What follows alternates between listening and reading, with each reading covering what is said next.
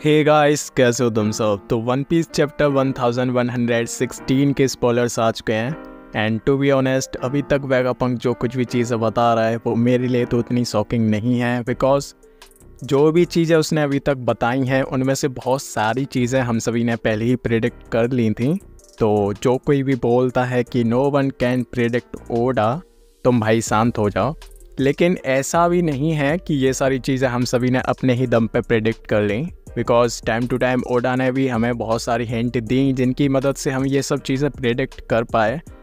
लेकिन हाँ, तुम इस मैसेज को एक कंफर्मेशन की तरह ले सकते हो कि जो हम सभी ने सोचा था एक्चुअली में वही हुआ था वर्ल्ड सेंचुरी के टाइम।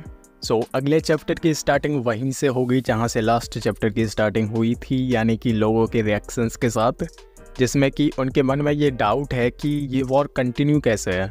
अगर ये वॉर 800 साल पहले शुरू हुआ था तो जिन लोगों ने इसमें पार्टिसिपेट किया होगा वो तो अब तक मर चुके होंगे। लेकिन ये सब चीज़ें तो हमें पता है कि इमू जैसे लोग और करंट जॉय बॉय, लूफी, ये सब एग्जिस्ट करते हैं, लेकिन उन सभी को इन चीज़ों के बारे में नहीं पता है। तो ऑफकोर्स उनके मन में ये डाउट आने ही वाला था। वहीं हमें इमू दिखाया जाता है या फिर दिखाई जाती है, जो कि एक पेंटिंग को देख रहा है या फिर देख रही है, जिसमें कि एक वूमेन है जो कि मोस्ट प्रोबेबली लिली हो सकती है, क्योंकि वो बहुत हद तक वीवी की तरह दिख रही है। वीवी नहीं होगी क्योंकि उसके पास तो उसका ऑलरेडी एक फ़ोटो था, तो यहाँ पे पेंटिंग मेंशन हुआ है, तो हाँ वही हो सकती है। वहीं हमें आरावास्ता के लोगों के और रिएक्शंस देखने को मिलते हैं वीवी के वांटेड और मिसिंग होने की न्यूज़ पे। एंड वेगापंक बोलता है कि उसके यहाँ से मदर फ्लेम का एक पोर्शन चुरा लिया गया, जो कि वन ऑफ द एंशिएंट्रियल वेपन के लिए फ्यूल की तरह यूज़ किया गया। तो हाँ, एक तरह से ये कंफर्म ही हो गया कि जिस वेपन से लुलुसिया किंगडम उड़ाया गया वो यूरेनस ही था। अब हमें एडिसन और स्टेसी आर्ग्यू करते हुए दिखाए जाते हैं, जिसको कि यॉर्क सुन लेती है और वो ये जान के सरप्राइज्ड हो जाती है कि स्टेसी को मदर फ्लेम की चोरी के बारे में पता था।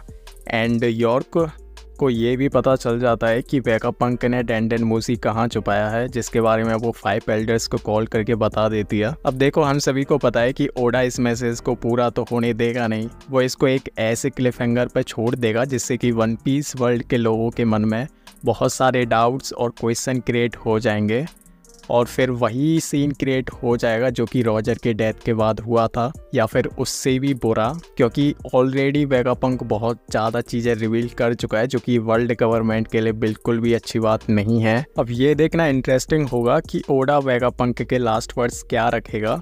खैर, वो आगे बोलता है कि वर्ल्ड सेंचुरी के रिगार्डिंग काफ़ी सारी मिस्ट्रीज़ हैं, लेकिन एक ग्रुप ने उन सभी को डिस्कवर कर लिया था, बट उन्होंने उस पर कुछ भी एक्ट नहीं किया, यानी कि the pirate king and his crew. अब सीन चेंज होता है सावोडी में, जहाँ पे कि रेली ये सब सुनते हुए ड्रंक कर रहा है, जो कि बोलता है कि मैं बस एक ओल्ड मैन हूँ और वेगापंक जैसे एक ओल्ड मैन को यंग लोगों का मजा नहीं बिगाड़ना चाहिए, है ना रॉजर। ऑफ कोर्स रॉजर मर चुका है, वो तो इन दोनों का बॉन्ड इतना अच्छा है कि ये दोनों मरने के बाद भी एक दूसरे से बात करते रहते हैं, सच में नहीं करते हैं। अब रॉजर पायरेट्स ने इसके लिए कुछ क्यों नहीं किया, इसके पीछे काफ़ी सिंपल सा रीज़न है, क्योंकि हर काम के होने का टाइम और उस काम को करने वाले लोग पहले से ही डिसाइड होते हैं, क्योंकि रॉजर पायरेट्स नहीं थे और ये चीज़ उनको भी पता थी। अब उस काम को कौन करेगा ये सब तुम सभी को पता है, और ये स्पॉइलर से यहीं एंड हो जाते हैं। एंड ये वीडियो यहीं तक थी, अब मिलते हैं किसी न्यू वीडियो में, जब तक के लिए बाय। टेम्परेचर हो रहा है 47 डिग्री, समझ सकते हो, ठीक है, तो जाओ।